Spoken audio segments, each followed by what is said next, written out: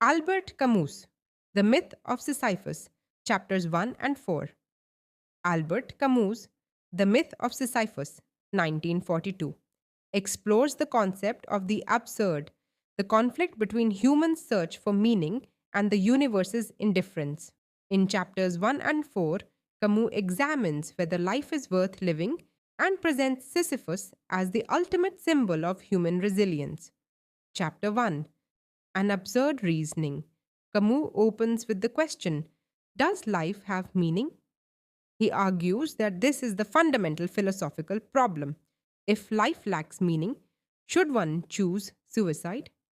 Camus asserts that most people continue living out of habit, avoiding this difficult question.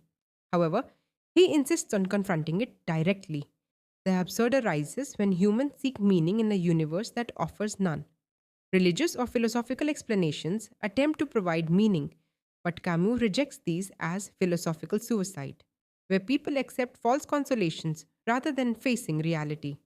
Existentialists like Kierkegaard turn to faith, but Camus criticizes this as avoiding the absurd rather than embracing it. Instead, he proposes that people accept the absurd without seeking external justification. Rejecting both suicide and religious hope, Camus advocates for a life lived fully in awareness of the absurd, what he calls revolt. This means living without illusions, embracing life's experiences, and finding joy in existence despite its lack of ultimate meaning. Chapter 4, The Myth of Sisyphus. Camus uses the Greek myth of Sisyphus to illustrate his philosophy. Sisyphus, condemned by the gods to roll a boulder up a hill for eternity, represents human struggle. Every time he reaches the top, the rock rolls down, forcing him to start again. This endless cycle reflects the human condition. People work, strive, and seek meaning, only to face inevitable death. However, Camus reinterprets the myth. Instead of seeing Sisyphus as defeated, he imagines him happy. The key moment is when Sisyphus walks back down the hill, aware of his fate but accepting it.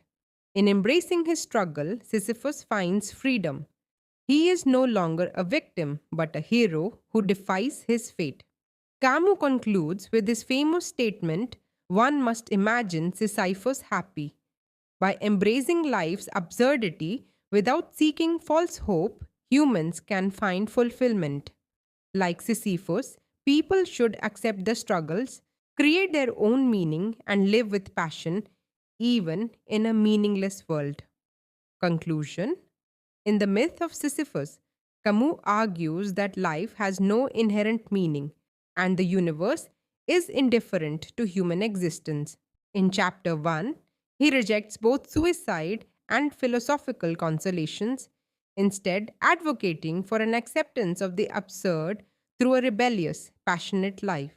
In chapter 4, Sisyphus becomes the ultimate symbol of human resilience.